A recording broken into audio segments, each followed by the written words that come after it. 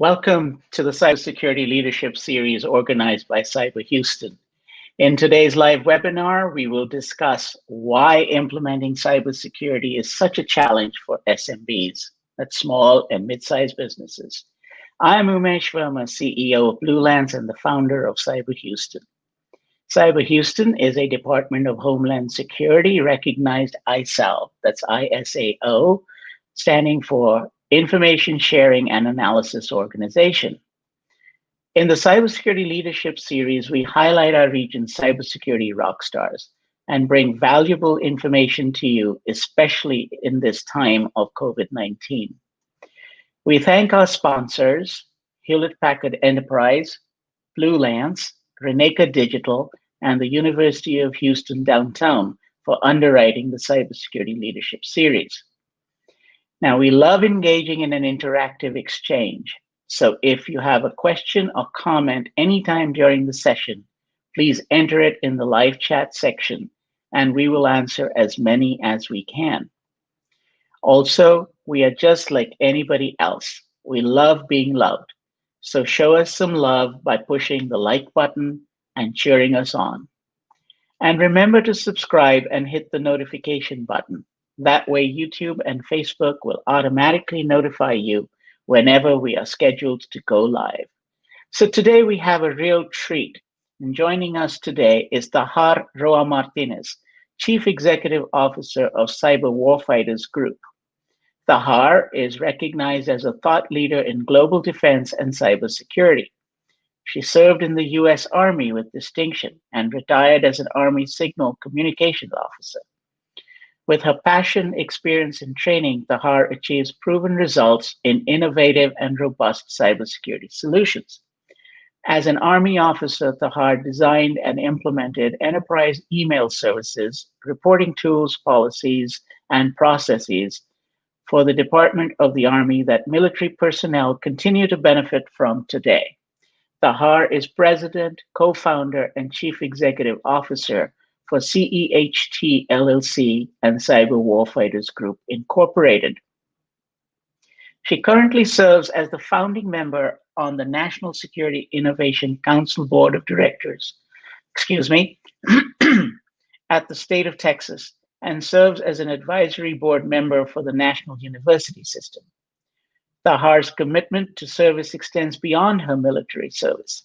She has actively launched and supported several nonprofit organizations and community-based initiatives in Texas and internationally. She is an avid advocate for veterans and women-owned businesses or women business owners. Welcome, Tahjar. It's so great to have you on our broadcast today. Thank you so much. And thank you, Umesh Houston. It is an honor and a privilege to share with you today and connect with the business community. Well, Tahjar, you have this awesome name for your company, Cyber Warfighters Group. It conjures up all kinds of images in one's brain. How did you come up with that name, and what does your company do? That is awesome. I have a lot of questions. Well, being a former warfighter, serving the military 20 years, the war has shifted from the battlefield to the cyber cloud. And so that's where it inspired Cyber Warfighters Group, being a former warfighter myself in the United States Army officer. So our company, basically what we do is we work with other companies, we secure data, we make sure your customer data is protected, completely plugged. And we're always looking for companies who need security, and we stop cyber criminals from stealing.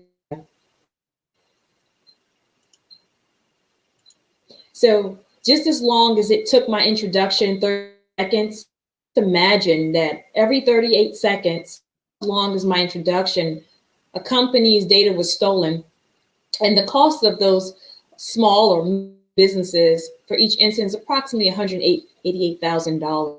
So that's why I'm super excited to share on this platform today my passion, how to help small and mid-sized companies during this time. So that's really, really cool. And being a warfighter, you've trained as a warfighter, and now you're bringing those skills to this whole cyber security offensive. I take it it's offensive and defensive. Correct. Correct. So let's talk a little bit about, well, first of all, let's give a shout out to our partner, Cyber Texas in San Antonio, as well as you're from Austin, but also the UTSA, the Small and Midsize Business Administration effort there. We got connected through there, and this is a great partnership between Cyber Houston and Cyber Texas and beyond. So I want to give a shout out, and Vic Malloy, if you're on. Oh, there he is. I see he's on. So hey, Vic, how are you? Good to see you on. So let's talk about SMBs. When we say SMBs, that stands for, it's an acronym for small and mid-sized businesses. Well, now different people have different classifications for SMBs. The Small Business Administration has their classification. But when we have, as businesses, we look at clusters and we try to segment the market. So what does SMB mean to you? So for the purpose of this this platform, SMB is a small to mid-sized company that have employees from 10 employees to 1,000 employees. And so to your point, different industries will define what that is, from manufacturing to federal. But from our lens and how we can serve and support companies with 10 employees to 1,000 employees. So let's then, from 10 to 1,000, that's a pretty large scale. Now the needs for someone that's 10 people strong versus someone that's maybe 50 people strong versus 100 people strong versus 500 people strong. There are different issues in scale. So how do you help when you're talking to someone who's with a 500-person company and a business owner for a 10 or 20 people company? How does that conversation go? What are the differences?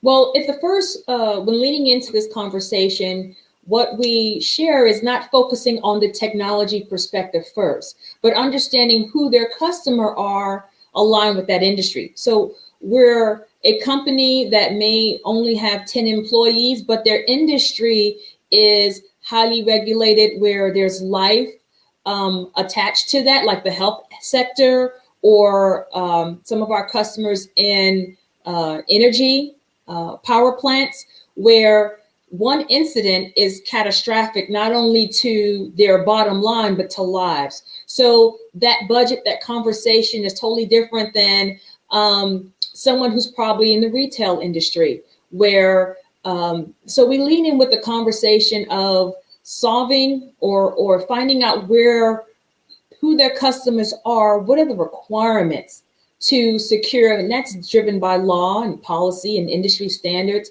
So it's not a one size fit all. It's not painted with the same brush, but the first step is getting in and doing a risk and vulnerability assessment to map out and prioritize those needs. So you can't say a rule of thumb will say 10% of your IT budget. Again, for a smaller company of 10, they may not even have an IT budget. So it has to be definitely relevant to the customer, and it's tailored.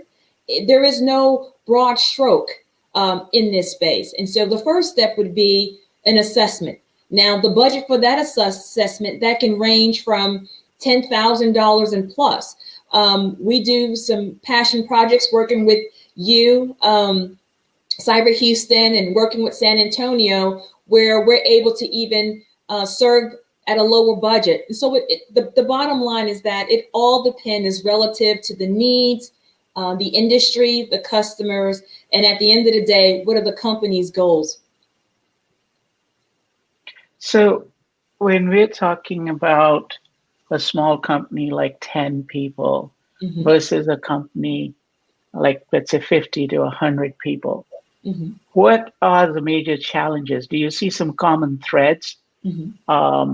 Where's the exposure? And then why is it so difficult for cybersecurity to implement cybersecurity practices and find a budget for it within these small and mid-sized businesses? They obviously have a lot of risk. They have a lot of exposure to phishing and ransomware attacks and malware attacks, and they have a lot to lose. Particularly, I would say they have their reputation and their customers, and they could be out of business with one attack. So, what is it that keeps them from moving forward and implementing good cybersecurity practices? Well, first and foremost, what I've learned working with small businesses, they didn't understand their value. A lot of them mapped it to, well, my revenue is only 100,000 a year, for example, and they don't understand specifically with the current pandemic of COVID-19 that they are a higher target than larger companies. As many smaller companies, we helped a small retail. And we found that they had sensitive documents they were putting together to apply for PPP loans, for example. And to know that the value of that Social Security, the value of that identity, and what a bad actor or a cyber criminal can do with that social, apply for PPP loans on their behalf, and CARES Act, and many grants that are free, that are being given out than never before, makes them a higher target, believe it or not, than a Fortune 100 company. And those spikes have spiked over 300% since the pandemic kicked off. So first of all, they don't understand the value of their banking information and their Social Security numbers or their EIN. A lot of smaller companies, they may not even have an EIN. They're functioning as a sole proprietor, maybe using their social. The second thing is they don't understand what cybersecurity is. It becomes that word we hear a lot, like the boogeyman. And so not understanding what is a cyber criminal, what does it look like? It makes it so overwhelming, the language alone, that some small business owners are just frozen. It's so overwhelming, they're frozen. And so that's why risk assessment tools or vulnerability assessments can help them understand their threats, translate that to very simple language and simple steps. The factor is to prioritize that. There are so many small businesses just trying to keep the doors open, customers in. So they don't understand that protecting that data is more important than trying to grow or scale the business. To your point, Umesh, one incident takes them out of business. If one incident to $188,000 today during the pandemic, it's not very, you cannot recover off of that. And then another they think it's too expensive. And I'm glad you talked about those price points. Maybe that helps it digest elephant one bite at a time. It seems overwhelming that some may say, well, I don't even have the expertise in this internally. I'm bringing the doors open, keeping my 5 personnel. How can I afford to pay out and outsource a contractor in cybersecurity like Blue Lance or Cyber Warfighters for any vendor? How can I afford that? So I'm glad, hopefully those numbers will help you understand how you can go about that, especially during the pandemic, when there are grants that are here to help you keep the doors open. And securing your data, securing your brand will definitely keep you in business longer than not to survive this pandemic. And then understanding that priority and understanding the risk. There are a lot of companies that are smaller, they're brick and mortar, and now they have the complexities of understanding remotely. How do I keep a business and stay connected with customers remotely? And so cybersecurity, again, becomes this anomaly that's just so overwhelming. And so awesome tools like what you have, Cyber Houston, to help folks prioritize where do I begin is very critical. And it's hard to implement. It's very overwhelming, but hopefully what we're going to share as far as resources will show you that it's very feasible, it's economical, and more importantly, scalable. Hopefully it helps bring a clarity to what this cyber thing is. Yeah, so, what we are finding a lot of times is that the smaller the companies, we tend to bucket. We're finding that if we bucket them a little bit, those that are under 10 or 20 people, a lot of times they're a single owner. They're running the business and they believe that the value of their business is what they've got between their ears. They're carrying it in their head. And a lot of their people are their job, their workforce is very stable. That means it's friends and family, right? Trusted people. So they feel like there's not a lot of churn. So a lot of times it's like, do I really want to monitor my people? And it's not so much about monitoring your people as it is monitoring your resources and your connections and who's coming in maybe from the outside and sitting down in the background, and either you've got keystroke recording tools or you've got something that is really stealing your bandwidth and serving up your bandwidth or running businesses on your bandwidth. So, and they don't really understand that. So it takes a lot of education.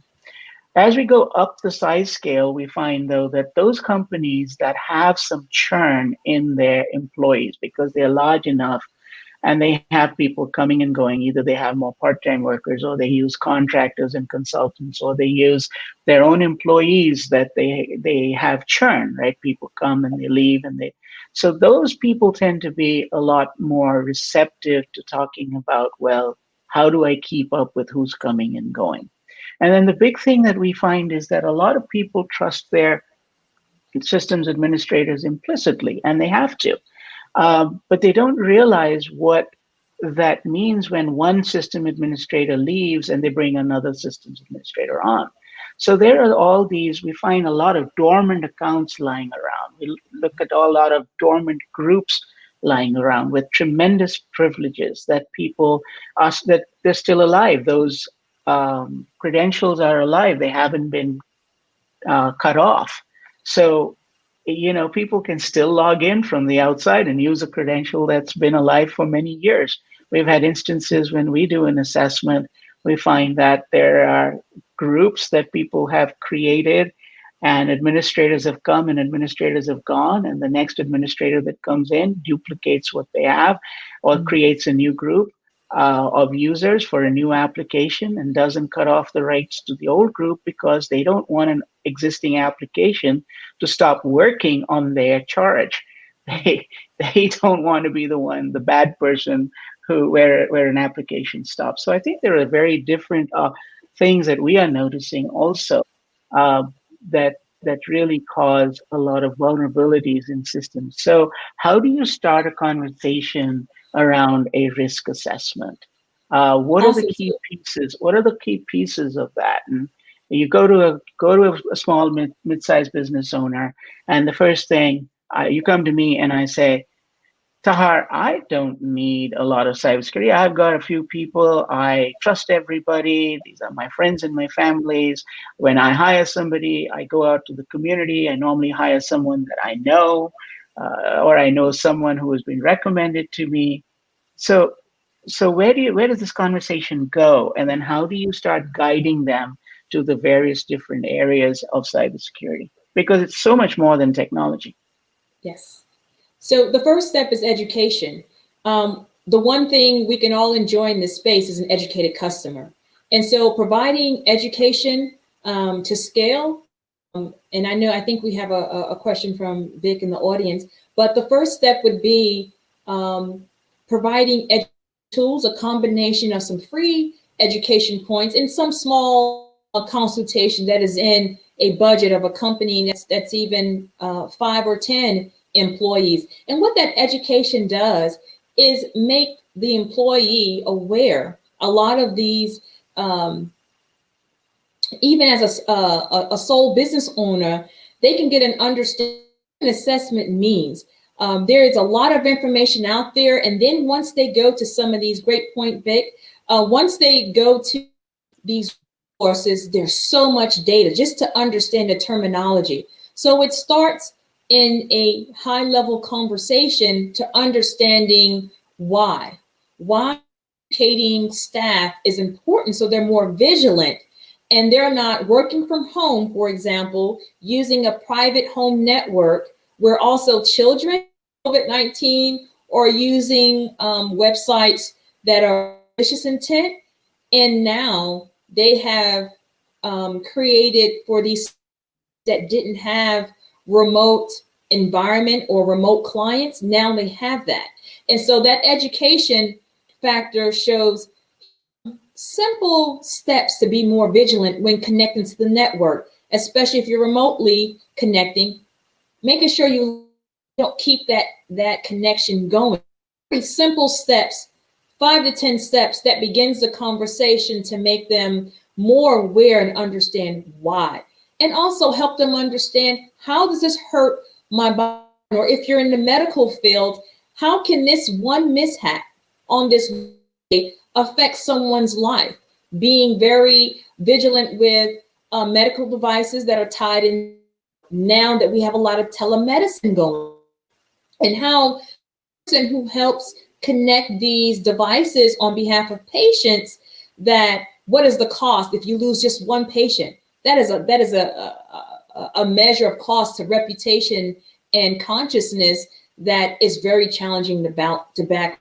And then my final is when approaching, where do you begin and what is a risk assessment? That's, again, the education point to telling them what, and I'm a mom and pop, we have that's of value. That's all underlining education. It starts there before we even get into the technical side. And then the emotional COVID-19, where you didn't have a stressful, as domestic violence and all these second and third things are happening at COVID, where you didn't have a distressed employee. Now you have an employee that's concerned about the state of their job the next day. Financial, very good motivator, how to have an internal threat from an employee that has been there 5, 10, or even an employee. That is credible. But when folks get desperate and have a family to feed, and you may be a small company cutting hours, for example, and you were cut and you felt, that's how you create, or there is a nuance of a disgruntled internal employee that you thought you knew, you liked, and you trusted. Yeah, so now you're treading into the area of not just external threat, but into insider threat. Mm-hmm. And so let's explore that here in a little bit. I want to take a moment and recognize some people that have joined us. So I want to thank Michael Grant for giving us a like. I want to thank Pablo Herrera for watching. I've got Jesse Correa with Hines, a founding member of the Greater Houston Cybersecurity Council. Thank you, Jesse, for joining us today. We've got Michael Becker on, and then we have Elizabeth on, and then, of course, Vic Malloy is a great friend of Cyber Houston and a great Army veteran, and very involved. So I want to thank all of our friends for joining and for participating. And I want to encourage everybody to post your questions because we're going to get into, it's easier to answer your questions and give you the information that you're looking for, and not just y'all want to just hear us rattling on. So I want to kind of come back and say, all right, let's talk risk assessment. But there are so many different categories in a risk assessment. So help me break down the top 3 or 4 areas in some specificity. So like on our side, we always talk about cyber hygiene as being a great place to start. Mm-hmm. And it tends to resonate with COVID-19 right now because there are so many parallels between good health and good cybersecurity. Mm-hmm. And you ward off with good personal hygiene, you ward off a lot of viruses and bacteria and stuff, and just general cleanliness. Mm-hmm. And so there are so many comparables on the cybersecurity side, which are very process oriented. So let's just maybe for our viewers step through 2 or 3 of the big things within a cybersecurity assessment, because there are so many different areas. People don't even realize that in human resources or vendor management, there are those areas, but we can get to those a little later. But what are the top 2 or 3 areas that you recommend to your customers? So the first thing is understanding the culture. So within any industry, to truly help where they are and where they're going is understanding the culture. And the culture is the biggest threat, believe it or not, is the human. So we secure the human, not just technically what they do, but we secure the human from a psychological perspective. And there's a culture, cybersecurity and vigilance. There's a culture to business strategies and goals and getting people buy-in from the person in the mailroom all the way to the C-suite, getting buy-in. And so we had a customer that did not have a culture very recently, about 2 weeks ago. They did not have a culture of cyber. And we engage folks with doctor in front of their name to understand the mind, to shape and understand how to secure the human and the human mindset behind the culture of cyber.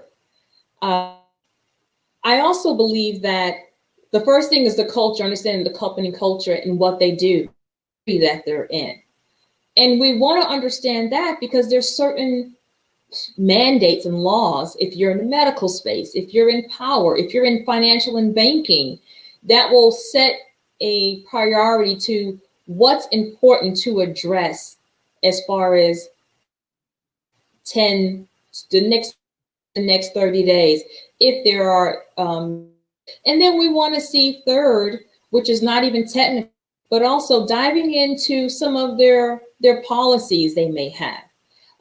Implementation, because understanding that culture, there's a factor of account. You know, do they even have cybersecurity covered in their policies, or where the tone is at the top? So the first thing we address is securing the human, if you will. Where's the company culture, where they are? The second question is financing, because we have to advise budgets. And then if them know a scaled approach, a roadmap to how you can start somewhere where you can get the most impact of cybersecurity goals or hygiene, where you want to go. And then the third thing is ensuring that the working with the senior suite and also working the low or the bluegrass folks, understanding what problems do they have in just doing their job every day, because cybersecurity is an overlay or afterthought of operations. You really have to understand technical of their operation so that folks will see that integrating cyber security program solutions it should be seamless and it shouldn't disrupt your operations. So the third part is we talk to the folks doing jobs and you know, the administrative, the forward-facing folks in the front office, to the help desk. Help me understand your operations so that what we do is in line with how do you work? How do you do your business? Those are the three approaches. Awesome. And so from a Cyber Houston perspective, you know, we have our region's top cybersecurity brains that serve on the cybersecurity, Greater Houston Cybersecurity Council. And as a result of that group, we have actually done some work in helping put together a cybersecurity assessment, a cyber preparedness assessment guide that we have made available to the entire community, for us, our community and beyond. And, you know, I'll just refer to my notes for a moment, so you'll have me looking away from the camera. So, but that's what I'm going to do here. The website address is cyberhouston.org, and you go down and you look at the go to resources, and you can pull up the online assessment. You're seeing that on the screen being projected. But you know, we have like about 11 or so topics, and there are about 68 different points. And the whole idea is to help small and mid-sized businesses start thinking through what kind of areas and topics they should even be thinking about. Yes, it's very large. Yes, it's very all-encompassing. Yes, someone starts, a small business owner or a small business operator looks at it and says, oh my God, this is a lot of things.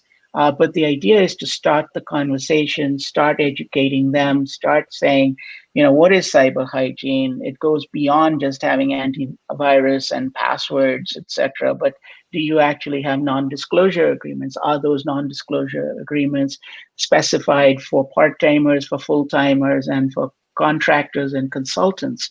Are they enforceable? So do you have backup, data backup? What are your wireless expectations? Then you go on to the risk assessment, and you go through a documentation of a plan, and what good is it for you to have a business resilience plan if you never practice it? So, if you end up in a breach, and what do you do? That's not the time to pull this nice little book off the shelf or start scrambling for a PDF, because you may not be able to get to your PDF because your drive is zipped up. So how do you execute that? What about cloud? Where does cloud fit in? What does cloud security fit in? Then you go on and you talk about human resources. What are your hiring policies? Do you do background checks? How often do you do background checks? Can you institute random checks? So, you have to think through all of these. Now, I'm not really talking technology here. We're talking business processes. And so then we're talking about security policy and compliance. You touched on that. Are you a regulated industry? What requirements do you have to meet? A lot of financial, like even with the CARES Act, et cetera, you have to be showing that you have the ability to be an ongoing and resilient business. And so, you need to protect your balance sheet. You need to protect your credit line. You need to be able to prove that you're going to stay in business. And then cybersecurity and cyber vulnerabilities is one of those areas where proving that if you're weak and your posture is weak, and you're able to get phished and you get malware, and then you get ransomware attacks, and you're out of business.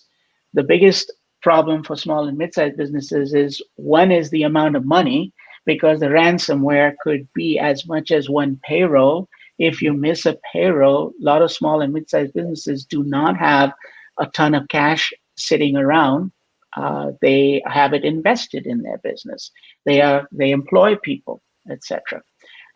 So you miss a payroll, and Texas is a right to work state. Yes, your employees are gone. They are, they're not your employees anymore necessarily. So there are all kinds of risks there. Then you go on to actual physical security, the access to your machines and your access to your servers. You have cleaning crew that comes in and out of your buildings. Do you actually have any monitoring of cameras to see that someone's not coming and putting a USB inline between your power supply and your computer to put a sniffer in? Many people small businesses don't even think about that. They don't even check that when they come in. They leave their computers on, and they come back the next day, and they don't even look to see whether a USB stick's been stuck in their computer. Logical access, incident response.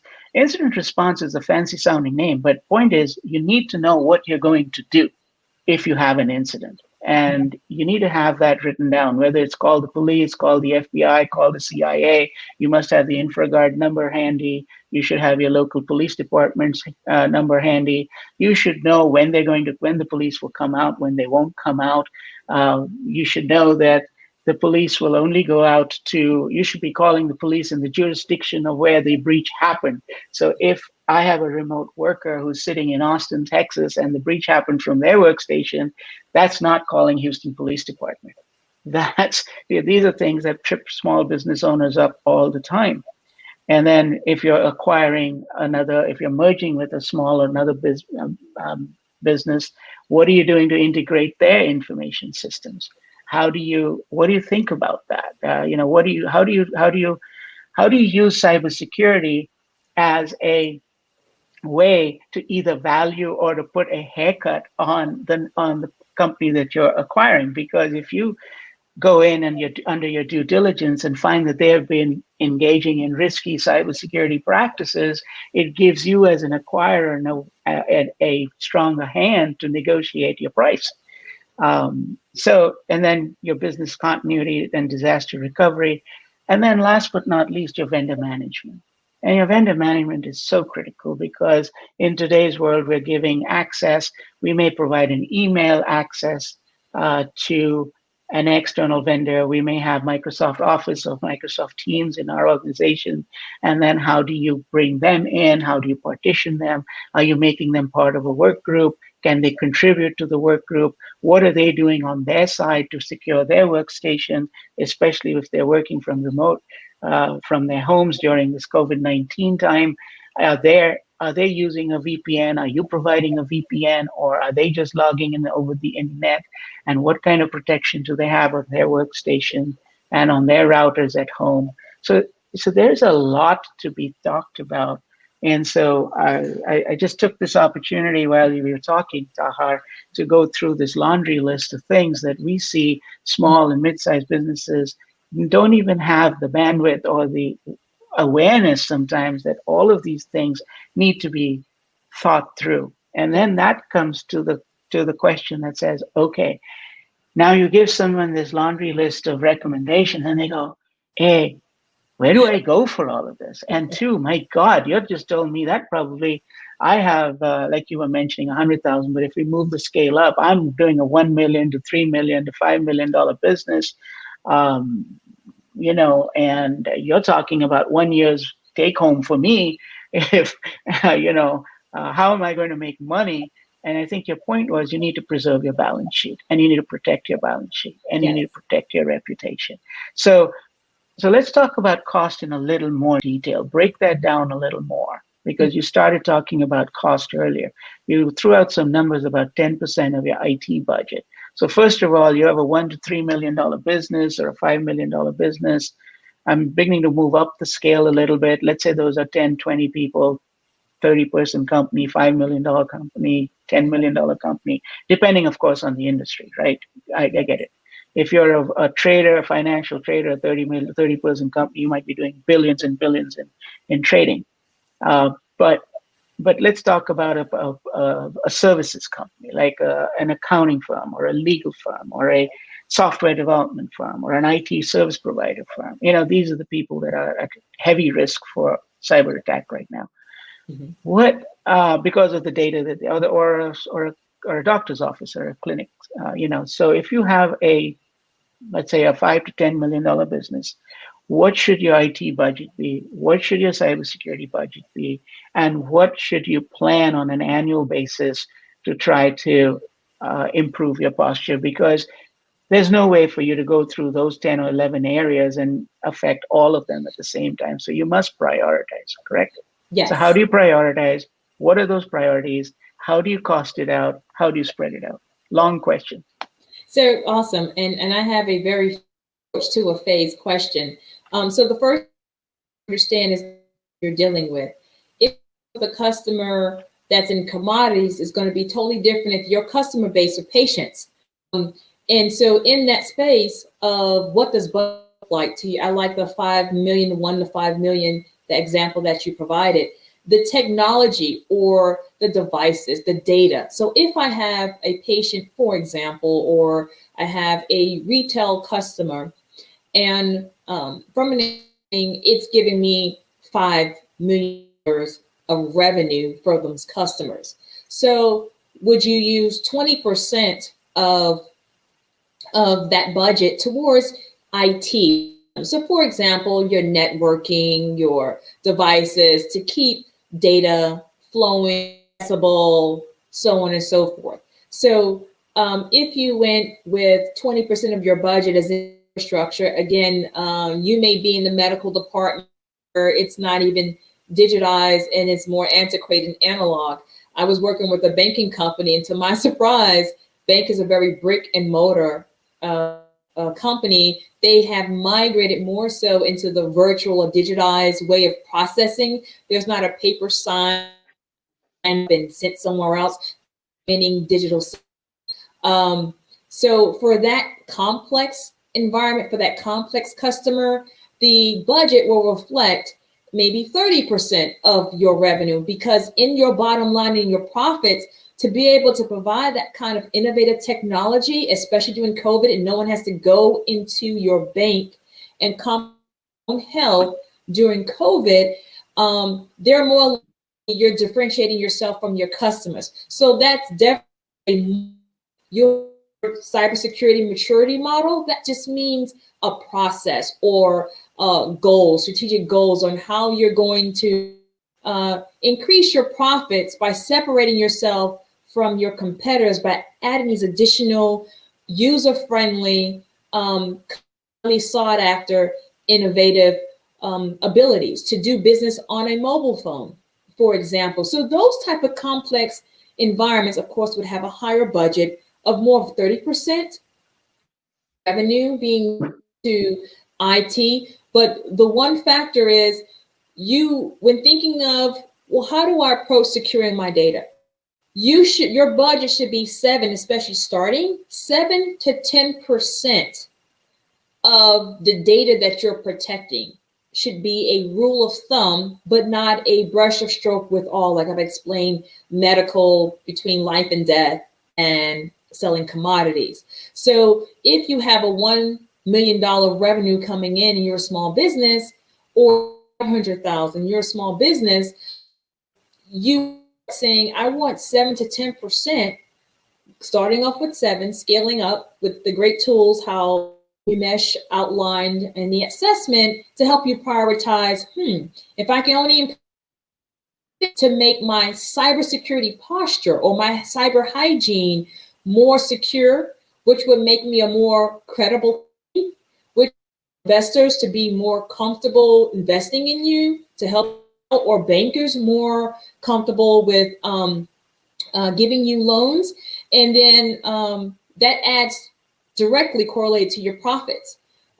So it is not only a defensive posture, but it is an offensive posture approach to cyber. The way you budget, the way you budget for for health or what have you, you want to budget for cybersecurity, because COVID, not only technical will take you out the fight of an exploit. Key players have some COVID or another health issue. You have a central point of failure. Cybersecurity will automate some of those processes that a critical employee was doing manually, and to your great point, owner had all the his head or her head. Automating some of these will allow that transition to be seamless because of those functions autonomously. And so keep in mind what it probably took 2 individuals to do, investing in cyber and innovation and technology. Now it's the budget of 1. So that's the approach to how much and what's not, just as a starting rule of thumb. So we have this great question now, and I can see Vic moving us along in our conversation. Thank you, Vic. He says, so you have discussed culture, compliance, cost, client. Thanks we have covered a lot of ground. What about competitive advantages as a result of a mature cybersecurity program? I think that's a great question to move along and say, and I think we've touched on that. We're talking about the balance sheet. We're talking about how that helps you with getting better loans. Maybe it helps you with getting more customers. Can you talk about what you're seeing? We are seeing, for our example, at Blue Lance, we're getting a lot of business continuity plan requests. We're getting a lot of proving that we have a certain kind of a SOC document. We have a SaaS document. We have certain certifications. We have requirements for, like I said, a breach notification plan. We have even getting so far as to asking us in detail some questions that we are turning around and saying, no, we're not going to share that information with you. It's none of your business to ask me that question. but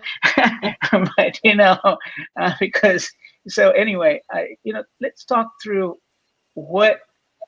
how to use this as a competitive advantage to get more business, to scale up, to survive while others fail. So let's talk about that a little bit. Your thoughts on that? So the one competitive advantage is having a cybersecurity program. Not only from a marketing perspective, it separates you from the competitors, but more importantly, it protects the current business that you have. During COVID, when to the FBI, 300% have happened since COVID, and folks are targeting folks' data to do ransomware. Many, for example, Blockbot just paid a whole lot of money publicly for the embarrassment. And many right now, when I know there are 10 nonprofits that I support financially. And on one of those platforms, they used Blackbot, and they had to pay all of this ransomware money in hopes to get their data back. And they're still recovering that. And I had a few conversations, and I can't speak to who their customers were, but they were people in the fundraising space, driven more because of the current times of COVID-19 and pandemic. And everyone's trying to help, to include Cyber Houston and the partners here who are trying to help small businesses survive. There are predators who know that, and they're where you are going, where you're getting your fundraising, where you're getting raised funds, and they are attacking that data, freezing up your credit cards and freezing up that data, and then telling that vendor, to your great point, Umesh, vetting your vendors. They were hostage to that platform called Blackbot, and they had to pay that ransomware. Now they will bounce back, but all in this audience we have here tell you they will not bounce back. One other way, again, the same way you pay business insurance, the way you pay life insurance and health insurance, I'm a big advocate because it's defense in depth, in layers, like a football lineup. You have one line, layers to get past the line of scrimmage or to get to a goal. I'm a big advocate of cybersecurity insurance. It is a fraction of the cost. It is not, you still have to have outsourced help, but it's another layer of defense to keep you marketable, to keep you ahead of the game, and to advance your cybersecurity maturity program. When you are overwhelmed and you can't do it internally, it is imperative that you reach out to Blue Lance and other contractors or who have the expertise. And instead of you having the money, who can work with you and get you on a program to the road to success. It is a marathon. It is not a race, but protecting you just one more day to stay in the game of business is an ongoing process. So I'm glad you bring that up because I want to point out I get this stat from the FTC, which is the Federal Trade Commission. Yes. And it's interesting, but as small business owners, I think everybody should just go in and subscribe to their alerts. And one of the alerts that I subscribe to is the coronavirus fraud alerts. And I'm just going to read off something. As of August 31st, this is for the FTC COVID-19 scam alerts. Mm-hmm. They have 186,514 overall reports for fraud. Now, this is all of fraud attempts. It includes cyber, it includes phone, etc. But that's a large number. Yes.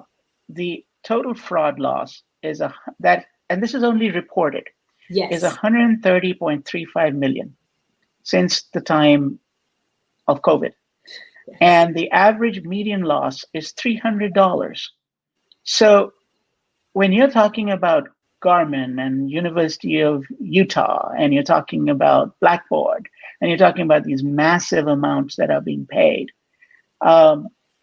imagine the number of small and mid-sized businesses that are not getting reported but are losing money in order to bring that average value down to $300 of median loss. Great point.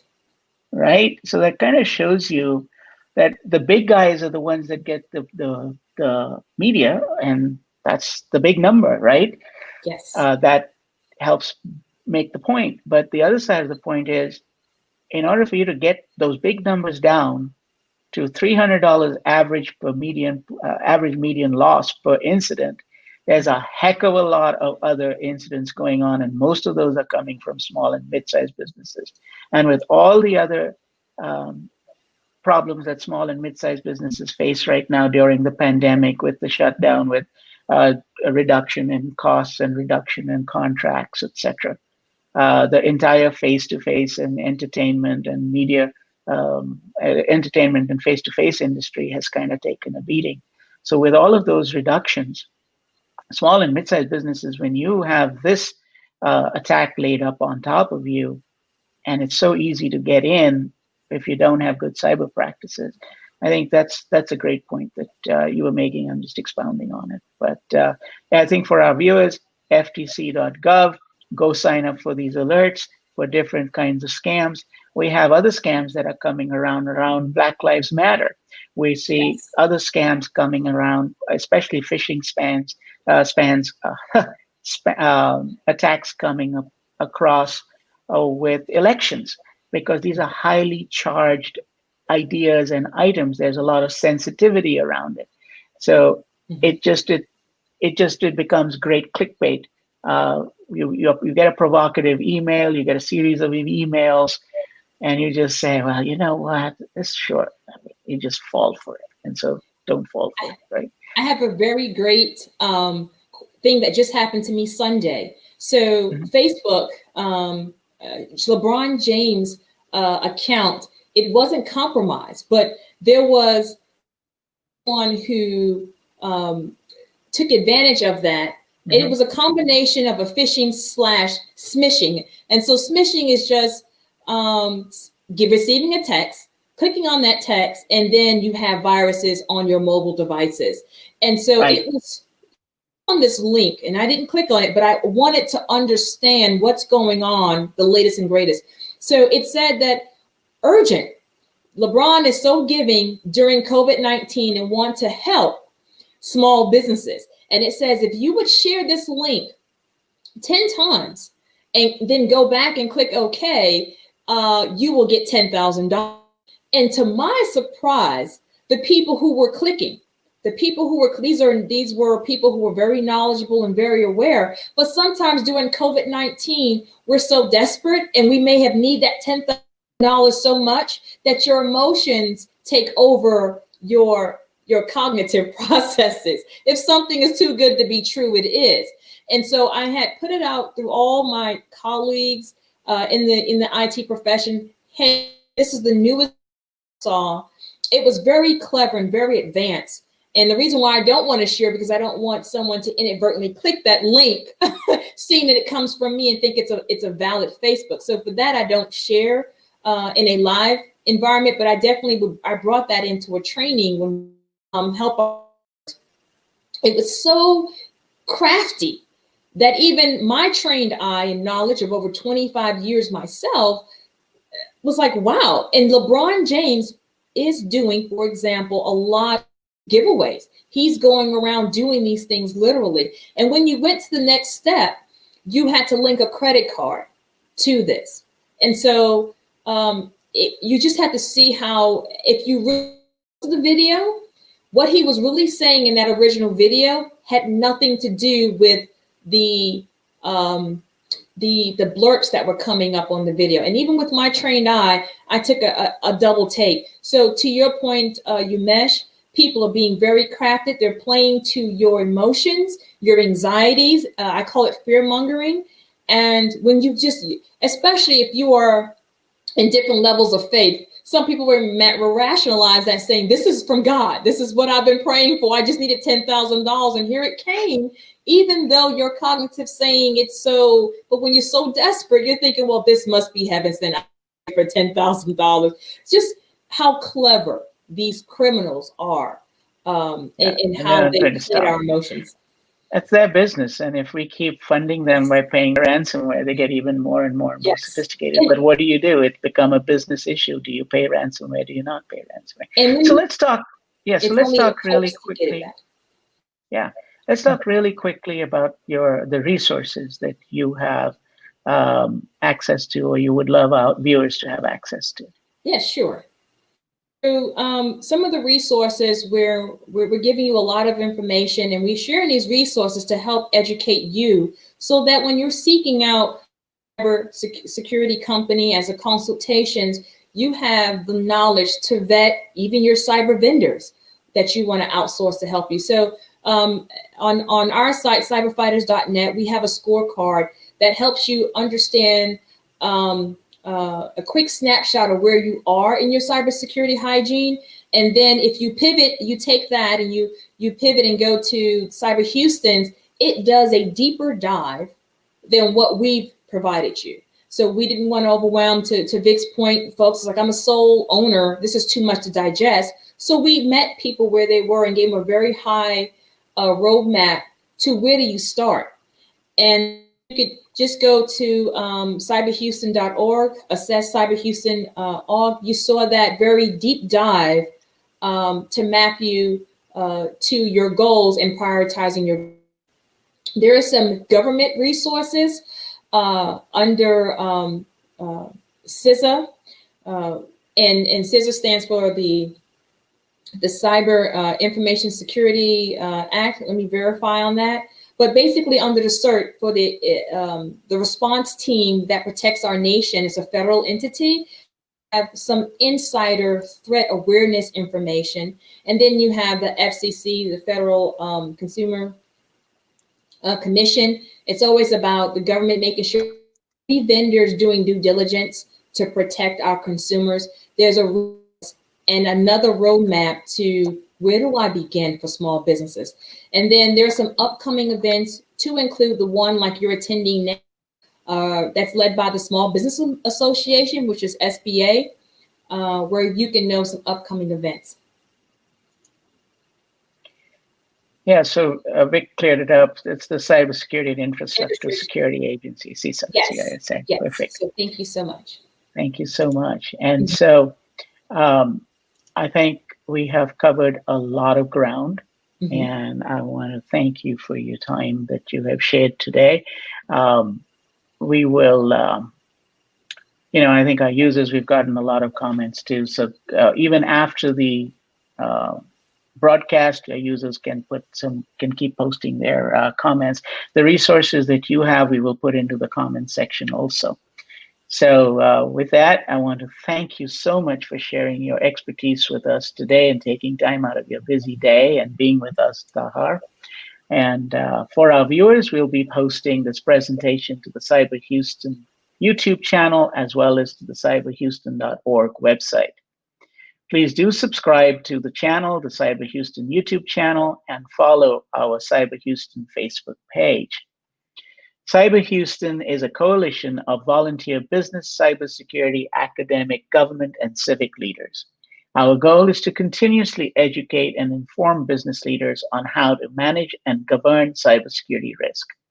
We take lessons learned from our enterprise members and distill them down into sensible, economical guidance to help small and mid-sized businesses improve their cyber culture, their cyber posture, build resilience, and become better and stronger suppliers back to the enterprise, all through the lens of helping small and mid-sized businesses grow their business.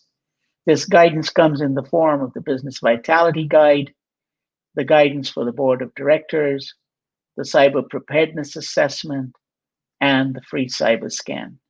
All these resources are free of charge and can be found under the Resources tab on the cyberhouston.org website.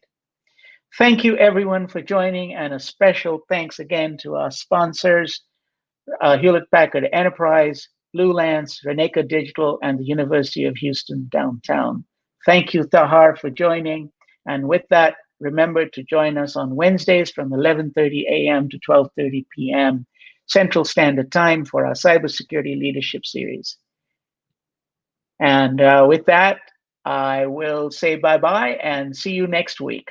Be safe, stay healthy, have a great day.